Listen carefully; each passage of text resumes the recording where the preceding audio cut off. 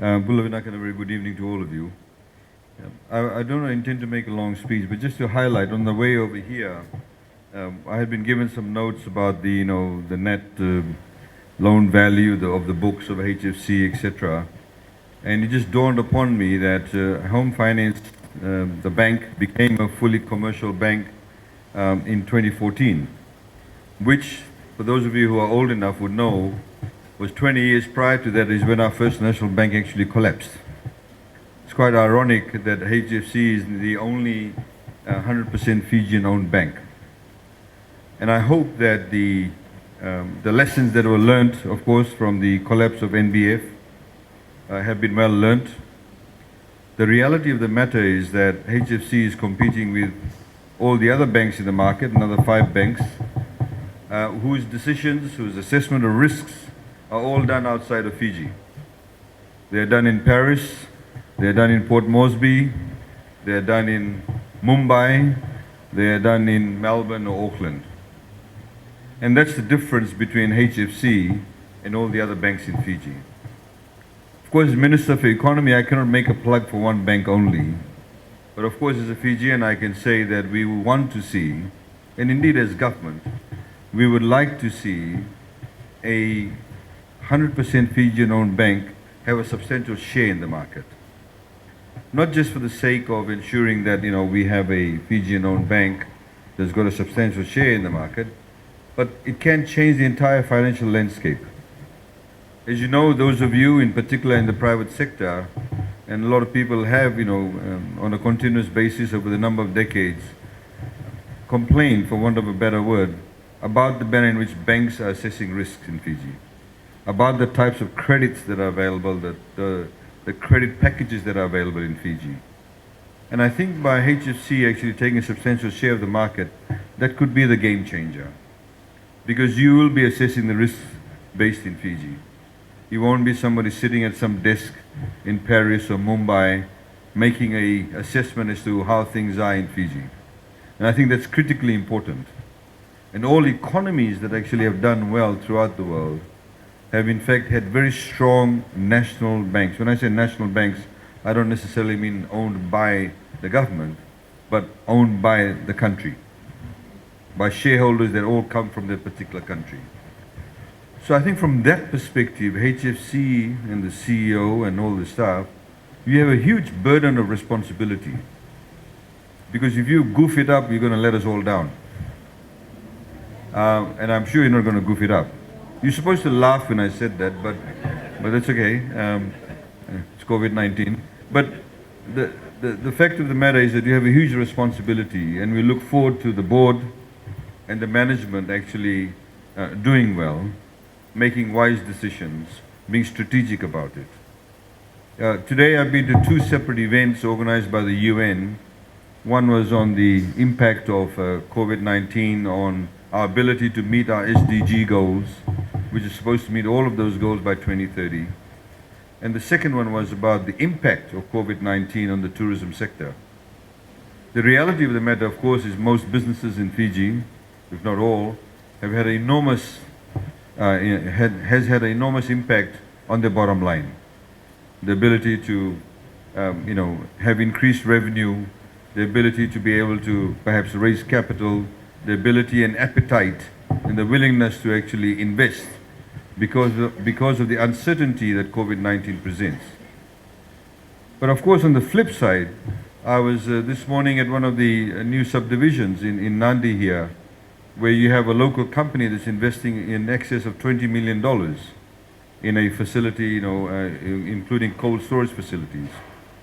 And I think that's the type of positioning that the local bank, and indeed some of the other banks, can undertake in collaboration with many of the businesses to be able to pre-position yourself before the borders actually fully open. And the reality is it can happen soon, or it can happen in 2 years' time. We really don't know. That's the uncertainty of COVID-19, and in fact that's the only certainty which is the uncertainty. However, we must be able to take advantage of where we are. Fiji has rapidly changed in the past few years, in particular with the advent of ITC. And therefore, banks today need to be able to appeal to their customers. 70% of all Fijians are below the age of 40. The ability to use their smartphones for almost everything is now an everyday phenomenon. So as banks, as financial institutions, as government services, government ministries, departments, etc., we all need to be up to speed with how we can actually engage with our customers. We, of course, in the government are trying to change the culture for all civil servants to see every single citizen that walks through the door, makes a telephone call to them, that is their customer, that is their client. You have obviously a far more nuanced approach to how you treat customers. But I would appeal that, some of your interchange agreements that you're putting in place obviously would be a beneficial interest. But on Friday last week in Parliament, we tabled a bill on the payment system for the RBF. That, once approved by Parliament, and the type of investment the RBF wants to make in the back-end of processing of settlements, etc., will be a huge game changer. And I think, even things like secondary trading in the bond market, those types of developments must take place. The interface with the stock exchange, the ability for a lot of the larger family-owned companies to be able to list their companies on the stock exchange. It's critically important for us to be able to take advantage of where we are, because it gives you the ability to work from a clean slate. In the same way, when we did the budget, we presented the budget, I think many business people over here in their wildest dream never thought that we'd completely get rid of stamp duties. Nobody ever thought we'd get rid of business licenses. These are complete game changers. But that was presented to us by COVID-19, so we need to be able to see it from that perspective. So, ladies and gentlemen, like I said, there's so many things that we can actually talk about, and the opportunities that do exist. And the banks, of course, need to be able to measure those risks. You are here on the ground. And I think it's critically important for me to also to convey the discussions we are having with our development partners, in particular Australia and New Zealand, the discussions we are having regarding the travel bubble. There are some new initiatives working with Fiji Airways about some of the high-end travelers coming to Fiji through some bubble arrangements where we can get the economy moving to an extent, but yet be able to ensure that we have those health risk measures in place.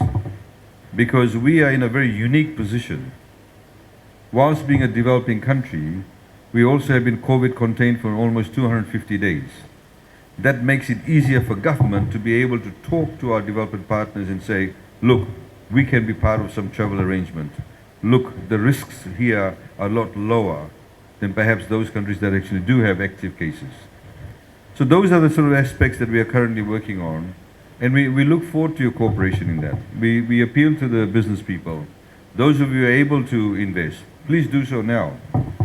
Because if in 6 months' time or 3 months' time, we have a vaccine program, and everybody starts flooding the market, if you are not in the right space, you will lose out. In fact, if Fiji is not in the right space, we'll lose out. Phuket, Bali are advertising $99 for 7 nights, 5 nights, meals thrown in for free. That's what they are doing. They don't mind actually making a loss for 1 year as long as they get a share of the market. In the same way, we have the 220 a fortnight unemployment benefits for those in the tourism sector and other sectors. But we found, as some of the resorts on Denarau, one of them in particular, said to us, when they were fully booked for a long weekend through the Love Their Locals program, they weren't getting enough staff to come and work. Because the staff thought if we come and work on the weekend, we might not get our 220. So that's why we made the announcement and said, even if a hotel worker works on the weekends, they can still pick up their 220. Because if they don't come to work for the next 6 months or 1 year or 9 months or 2 years, they will lose their skill sets. And when the borders open up, your property, your hotel, your tourism company won't have that human capital and that professional approach to delivering of services, and will lose out to the other markets. So please see this as an opportunity. When I see the investment people from FNPF, they also need to be able to invest in the right space at the right time. And so, ladies and gentlemen, I'd like to once again congratulate the board.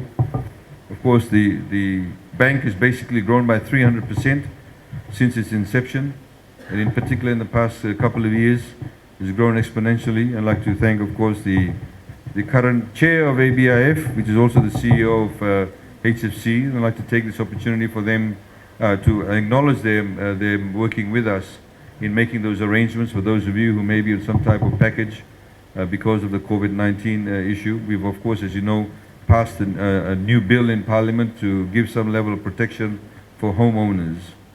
And before I round off, I think if HFC could, Chair, through you, focus on home loans, because we have got one of the lowest rates of home ownership in Fiji. We have an arrangement with the RBF. Those with low income can actually get interest rates of 5% or less.